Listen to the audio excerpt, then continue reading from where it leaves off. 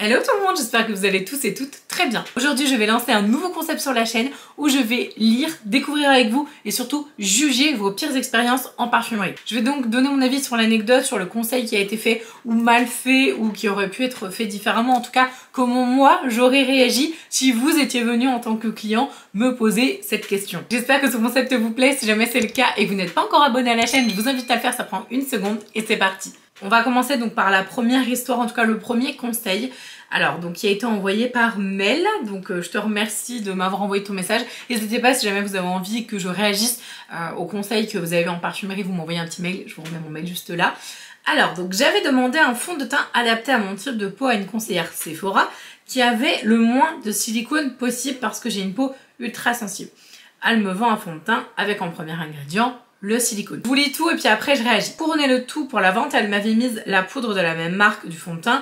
Oui, ma peau a souffert. Résultat, j'ai eu des plaques rouges de boutons sur les joues et le front. À peine j'avais mis le fond de teint, j'ai eu la sensation de peau qui me brûlait. Je me rappelle plus du nom de la marque, mais merci la vendeuse. Pour ce conseil déjà, alors tout dépend de chaque personne évidemment. Chaque réaction allergique ou en tout cas sensibilisée peut être différente en fonction de votre peau, etc. Le mieux c'est de vraiment connaître l'ingrédient clé qui vous dérange. Alors là en effet dans le cas de Mel, elle connaît a priori l'ingrédient qui le dérange, le silicone. Là j'ai juste envie de dire que c'est la conseillère qui n'a pas du tout écouté la cliente. Il n'y a pas non plus à tergiverser pendant 1000 ans. Si une cliente arrive, me dit je suis allergique au silicone, le premier truc que je vais regarder, c'est s'il n'y a pas de dérivé de silicone, parce qu'en fait, vous pouvez avoir du silicone classique et vous pouvez avoir plein de dérivés. Par exemple, cyclopentasiloxane, c'est du silicone. Diméthicone, tout ce qui finit en one, c'est en général des dérivés de silicone. Vous avez plusieurs types de silicone. Après, là, on n'a pas beaucoup d'explications, mais quand elle dit j'ai la peau très sensible, etc.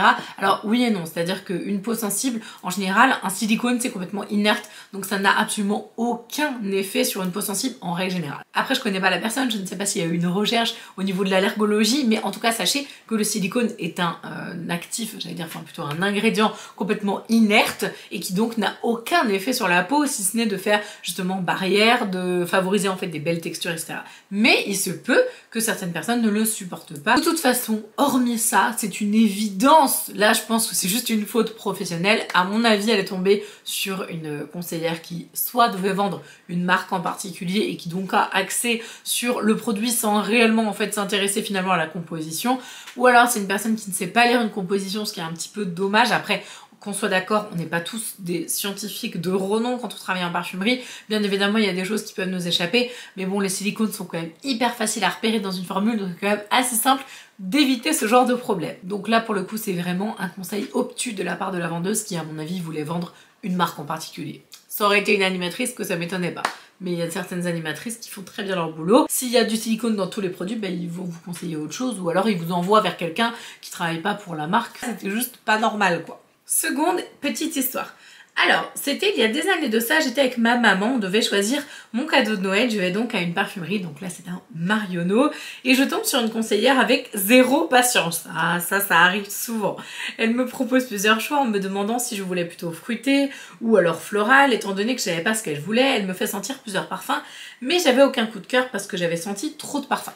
Ça, c'est très important à noter et c'est réel. Si vous n'avez pas un nez entraîné, entre guillemets, eh bien, vous allez saturer en général au bout de 3 parfums. Alors souvent, on parle du café, etc. Moi, je sais que ça n'a jamais fonctionné sur moi, mais vous avez plein de parfumeries qui ont en général dans leur tiroir des cafés, enfin j'allais dire des morceaux de café. En fait, vous savez, ils ont des petits pots et vous pouvez sentir du café qui est censé remettre le nez à zéro et vous permettre de ressentir d'autres parfums. Bon, personnellement, sur moi, ça n'a jamais fonctionné, mais bon, je trouvais que ça sentait très bon, donc je sentais le café. Mais je sais que sur certaines personnes, ça marche. Et donc, je ne savais pas du tout ce que je voulais. Je vois clairement la vendeuse souffler à la limite de s'énerver. Je crois même qu'elle faisait des petites réflexions. Bref, finalement, j'ai une amie qui a un parfum qui sentait bon, donc j'ai pris le même qu'elle, à savoir la petite robe noire.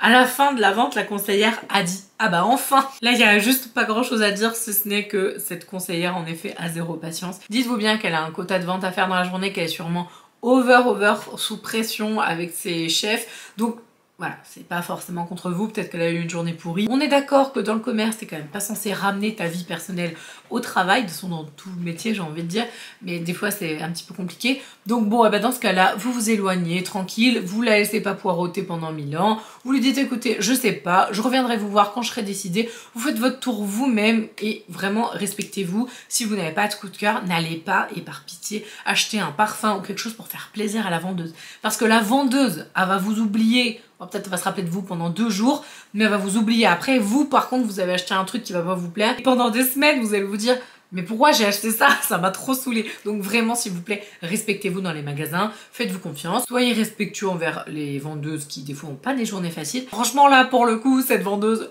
0 sur 10, honnêtement. Sachez également que si jamais vous souhaitez avoir des conseils personnalisés, j'ai ouvert une plateforme de coaching. Je vous remets mon nom juste là, c'est sur la plateforme OnlyFans. Donc je fais du conseil maquillage et skincare surtout beaucoup pour vous faire une routine personnalisée, etc. Donc n'hésitez pas à m'y rejoindre là-bas également. Je pense que celle-là, elle va vous intéresser. Donc c'est Chloé qui me l'envoie. Voici ma pire expérience. J'habite en Normandie. Je vais acheter mes produits quasi uniquement dans les Sephora. Un jour, je vais dans le Sephora le plus proche de chez moi, qui n'est pas celui que je préfère, mais j'étais pressée, donc je vais dans l'optique de partir avec des produits pour le teint. C'est toujours compliqué ça, les produits teint. Je lui demande, donc je suppose à la vendeuse, si elle se sent capable de me donner la bonne teinte, parce qu'à chaque fois je tombe sur de mauvais conseils de teinte et je me retrouve très souvent avec des fonds de teint orange. Elle me dit que oui, pas de souci, je m'y connais pas trop en produits teint, j'ai vraiment besoin de conseils pour ces produits parce que je peux pas les choisir tout seul. Donc là, en effet, vous avez besoin de conseils, donc ça paraît normal. Elle me propose un fond de teint qui pour elle est génial, elle le teste sur ma main, je lui fais confiance, c'est elle la pro. Je lui dis que je trouve un poil foncé orange, elle commence à me parler sur un ton agressif en me disant qu'elle connaît son métier, et qu'il ne fallait pas lui demander conseil si je ne suis pas satisfaite. Excusez-moi, je suis censée aller jusqu'au bout, mais là franchement c'est... Enfin, qui dit ça quoi? Bref. Respect envers les clients s'il vous plaît. Je lui réponds que si elle pense que c'est bon, je lui fais confiance et elle me dit « Vous êtes étudiante? Vous faites jeune ?» Je lui réponds « Oui, mais je comprends pas trop la question. » Elle me regarde avec un sourire en me disant « Ah oui, je pense que c'est trop cher pour vous du coup. » J'ai à aucun moment parlé de tarifs. Je la regarde bizarrement, je comprenais pas ses conclusions. Je lui dis que non, je peux me le permettre. Elle me dit « Ça vient en Crous, ça se plaint de ne pas avoir assez de bourse, mais ça achète du maquillage de marque. » Je ne suis pas au Crous et je n'ai pas le droit aux bourses, donc je ne suis absolument pas concernée par ce qu'elle disait. Non mais en fait la nana, je sais pas, elle a fumé la moquette, c'est pas possible. Je lui dis donc de me parler plus calmement, que en plus tout ça ne me concerne absolument pas et que même si c'était le cas, ses jugements n'étaient absolument pas les bienvenus.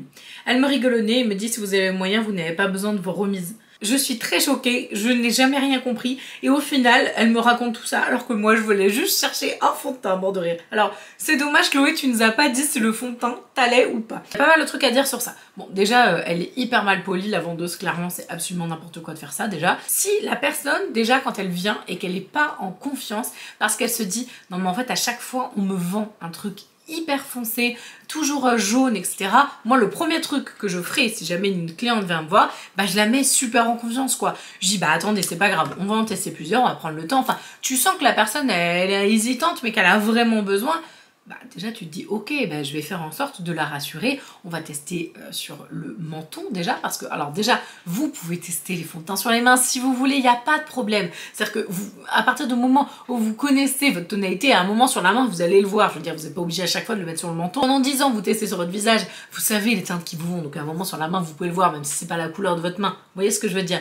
Mais à partir du moment où la cliente elle dit bah j'y connais rien, j'ai vraiment envie d'un produit qui me va et à chaque fois je repars déçue, bah là clairement tu dois mettre tout en œuvre pour la rassurer. Donc teste au niveau du menton, au niveau face miroir, tu lui montres, tu dis attendez on va tester plusieurs fonds de teint, donc tu testes un fond de teint comme ça, un deuxième, un troisième éventuellement, comme ça elle-même elle arrive mieux à voir, elle se projette un peu mieux et sur la couleur que tu choisis, tu vas lui étirer de l'autre côté celui qu'elle a décidé que toi aussi tu trouves qui est bien pour que vraiment elle puisse voir. Si jamais, ça c'est trop bien quand vous êtes dans des magasins qui ont un accès à la lumière directe parce que dans les centres commerciaux c'est compliqué, et ben tu lui donnes un miroir et puis tu la laisses aller regarder dehors à la lumière du jour pour voir si la tonalité elle est bien. Tu regardes et tu fais en sorte de satisfaire ta cliente. Moi c'est comme ça que j'aurais fait avec cette dame là. De toute façon la cliente c'est elle qui décide si elle achète ou pas. Donc là Chloé elle explique qu'elle est quand même assez dubitative par rapport à la couleur qu'elle a essayé. Si vous êtes dubitatif, prenez pas le produit. Ou alors dans ce cas-là, demandez une dose d'essai. Alors ça se fait pas beaucoup, mais ça peut se faire quand même. Si vous êtes sympa avec la vendeuse, elle peut se dire bon allez, j'ai pas trop le droit de le faire, mais je le fais quand même. Elle peut vous faire une petite dose d'essai et puis du coup vous faire le produit teint. Par contre s'il vous plaît, si la vendeuse est hyper cool, qu'elle vous fait une petite dose d'essai, voilà pour que vous puissiez essayer le produit, si vous lui dites que vous reviendrez acheter le produit chez elle, faites-le s'il vous plaît. Parce qu'on n'en peut plus des gens où on est hyper sympa, on leur fait plein de petites doses d'essai, etc. Oui, oui, je reviendrai. Puis ils reviennent jamais, puis ils achètent sur internet. Alors on sait que c'est plus facile. Mais voilà, ça reste donnant-donnant. Si jamais la conseillère vous donne plein d'informations, qu'elle est super gentille, enfin voilà, prenez le temps de venir la remercier et d'acheter avec elle, quoi. Enfin voilà, c'est cool. Même si on n'est pas payé, enfin moi perso, j'ai jamais été payée à la commission, hein, jamais. C'est-à-dire qu'on était payé sur le chiffre du magasin, mais jamais en fait, parce que moi j'ai pas fait une vente, j'ai pas été payée, ça n'a rien à voir. C'est juste, voilà, c'est satisfaisant de voir ta cliente revenir parce que elle a été contente du conseil. Si elle achète sur internet, tu sauras jamais si elle a été contente du conseil. Donc c'est aussi valorisant personnellement. Je vais vous lire l'anecdote de Charlène, elle est assez courte, mais en fait elle est hyper en corrélation avec celle que je viens de vous raconter. Donc coucou, ma pire expérience en parfumerie a eu lieu il y a quelques années maintenant. J'avais les moyens et j'avais économisé pour m'offrir un vrai beau fond de teint, le Dior Skin Forever. Je suis arrivée chez Sephora, j'ai demandé des conseils à des vendeuses pour la teinte, encore une fois. En le voyant sur ma peau, je voyais qu'il y avait un truc qui clochait, je l'ai dit à la vendeuse. Elle m'a répondu assez sèchement que non, c'était la teinte parfaite pour moi. Et c'est avéré que en fait le fond de teint était beaucoup trop foncé, genre 3 teintes au-dessus. Et comme j'étais déjà bronzée, j'ai même pas pu l'utiliser après avoir pris le soleil. J'ai lâché 50 € ce jour-là et je n'ai jamais pu porter ce fond de teint. J'étais dégoûtée d'avoir économisé pour ça, depuis je ne demande plus conseil pour les teintes. Voilà, donc maintenant c'est très compliqué de faire confiance voilà, en parfumerie parce que pour les teintes c'est tellement complexe. Alors qu'en vrai c'est si simple de conseiller une bonne teinte. Et si jamais il y a un doute, vraiment si vous avez un doute, demandez des doses d'essai. Au moins une pour tester. Pas abuser, faut pas en demander 50 non plus. Mais si vraiment vous avez un doute, demandez une dose d'essai. Ou alors demandez voilà, une application juste ici pour que vous puissiez vérifier que ça va la couleur. Parce que c'est vrai que quand tu as envie d'investir dans un beau fond de teint et que tu te retrouves avec un truc hyper cher qui t'ira jamais, bah t'as les boules quoi. Je comprends complètement. J'ai reçu un nombre incalculable d'anecdotes sur le teint, mais celle-ci c'est un petit peu différent et ça se passe dans un MAC, donc normalement une boutique quand même relativement professionnelle. Alice, je te fais un bisou parce que je sais ô combien tu es présente sous toutes mes vidéos, donc j'ai reconnu, parce que oui, je vous lis, et même si je réponds pas à tout le monde, je reconnais les pseudos quand vous êtes là régulièrement. Donc Alice, je te remercie pour tes petits messages. L'anecdote que Alice raconte, c'est je suis avec ma cousine qui a un teint vraiment de porcelaine, très blanc et qui a des cernes très marquées, mais elle a une très belle peau, pas de défaut. Elle a 15 ans et moi j'en ai 25. Elle veut absolument tester un anti-cerne MAC. On va donc à Metz, au stand MAC du printemps. Et là, la demoiselle fort désagréable nous conseille pour contrer la couleur violette, ce qu'on apprend en formulation chez MAC, un anti-cerne orange. Mais le truc vraiment orange. Ma cousine refuse de tester, la vendeuse nous prend vraiment d'eau et nous dit c'est mon métier, c'est ça qu'il faut mettre, sinon partez. J'ai dit pas de problème. Nous sommes partis. Arrivés en face chez Marionneau, on a rencontré notre mésaventure. Comme je les connais bien, elles étaient médusées vu la couleur de peau de ma cousine. C'était vraiment impossible que ça fonctionne. On a trouvé notre bonheur là-bas. Alors, je précise quand même un truc, c'est que en effet, pour les cernes vraiment très intenses, un correcteur orange, ça peut fonctionner surtout sur les peaux très claires, etc. Mais alors, par contre, c'est quand même très important, et là, ça n'a pas été le cas. Tu as vraiment envie de faire un conseil complet, tu t'arrêtes pas là. Déjà, tu conseilles pas à une demoiselle de 15 ans un anti-cerne orange, parce qu'en fait, l'anti-cerne orange, il faut le travailler. Alors, sauf si la demoiselle de 15 ans, elle est très habituée à se maquiller. Bon, en règle générale, à 15 ans, tu débutes dans le maquillage. Donc là, à partir sur un truc de maquilleur professionnel, direct, orange, c'est chaud. Parce qu'un correcteur orange, oui en effet, c'est très efficace pour contrer le cerne. Sauf que tu vas le mettre juste ici, tu vas mettre une pointe, mais quand je te dis une pointe d'épingle, tu vas mettre vraiment une pointe ici, que tu vas donc utiliser comme un anti-cerne. Sauf que le truc, c'est qu'il va rester orange, donc il va falloir rapporter un anti-cerne classique pour pouvoir venir le mélanger et fondre. Parce qu'au niveau de la colorimétrie, oui, bien sûr, c'est très efficace. Mais il faut pas utiliser qu'un truc orange comme ça quoi. Genre là sinon c'est trop chaud. Donc oui en effet la nana bon agressive comme pas possible. Encore une fois il faut changer de métier. Mais oui je suis d'accord avec elle dans le sens où ça fonctionne. Mais là le conseil il est pas du tout clair. Il est pas professionnel. C'est une bribe d'information pro. Mais je veux dire tu t'adresses à des gens qui sont pas maquilleurs quoi. Donc la maquilleuse qui dit ouais c'est mon métier faut partir etc. Bah non tu expliques un peu mieux quoi. Donc ouais, un peu n'importe quoi. Celle-ci, elle est pépite. Hein. Merci Alexis de m'avoir envoyé ça parce que c'est un sujet qui est important. Alors donc coucou, suite à ta story, parce que j'avais fait une story sur Insta pour dire envoyez-moi vos pires expériences où vous avez été jugé, etc. J'ai eu une expérience en parfumerie qui a été, comment je puis dire, malaisant. Bah tu m'étonnes, parce que je viens de la lire. Alors je suis un garçon, artiste transformiste pour la suite, et je me dirige dans une parfumerie. Je regarde les parfums du côté homme mais également du côté femme.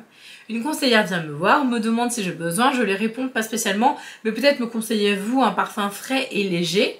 Donc elle me dit oui, me dirige vers les parfums hommes et je lui réponds non, je souhaiterais un parfum pour femme. Elle m'a donc demandé si c'est pour une femme jeune, une femme âgée, également les odeurs, les parfums qu'elle utilise actuellement. Au début, Alexis il dit je suis un garçon artiste transformiste pour la suite, oui, donc en effet c'est important, mais à la limite ça aurait même pas dû être expliqué parce que la réaction de la vendeuse c'est quand même assez spécial. Je suis même pas sûre que cette information aurait été nécessaire même dans l'histoire. J'aurais eu la même réaction même sans ça. Je tiens à préciser que j'ai quand même un immense respect pour les artistes transformistes qui font des trucs incroyables. Bon bref, petite parenthèse fermée. Donc elle commence à faire comme si c'était pour un cadeau pour une femme. Sauf que je pense, là c'est juste moi qui imagine, mais Alexis, si tu vois cette vidéo, dis-moi en commentaire si c'est ça. Mais j'ai l'impression que la conseillère sur laquelle t'es tombée, c'était pas une... C'est soit une très très jeune, une conseillère plutôt âgée. Parce que je trouve que c'est pas du tout normal qu'une conseillère agisse comme ça.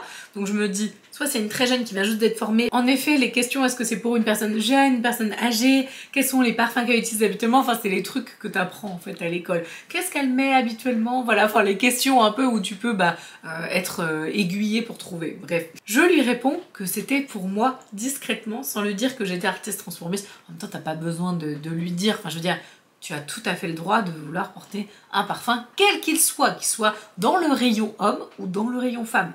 Ça s'arrête là, enfin je veux dire, chacun est libre de porter ce qu'il souhaite. Il me répond ouvertement et fortement, monsieur, ce rayon est pour femmes, pas pour les hommes, vous pouvez pas porter ces parfums. Non, en fait, non, là tu te plantes complètement, ma petite demoiselle. Quelle honte j'avais devant tout le monde, bah tu m'étonnes. Je lui explique donc pour quelle raison je cherche un type de parfum. Mais j'étais gênée sur le coup devant les autres clients. Elle m'a regardé un peu bizarrement, genre je suis une bête, une créature étrange. Et puis il a mis hashtag homophobie pour l'interrogation. Mais what? Non mais carrément en fait. Mais là, même c'est même pas de l'homophobie, c'est de l'idiotie, clairement. Enfin je veux dire, à partir de quel moment tu rentres dans un carcan de te dire tel parfum c'est pour hommes, donc c'est que pour les hommes. Il y a des parfums pour hommes que j'adore et que je porte avec plaisir, vraiment.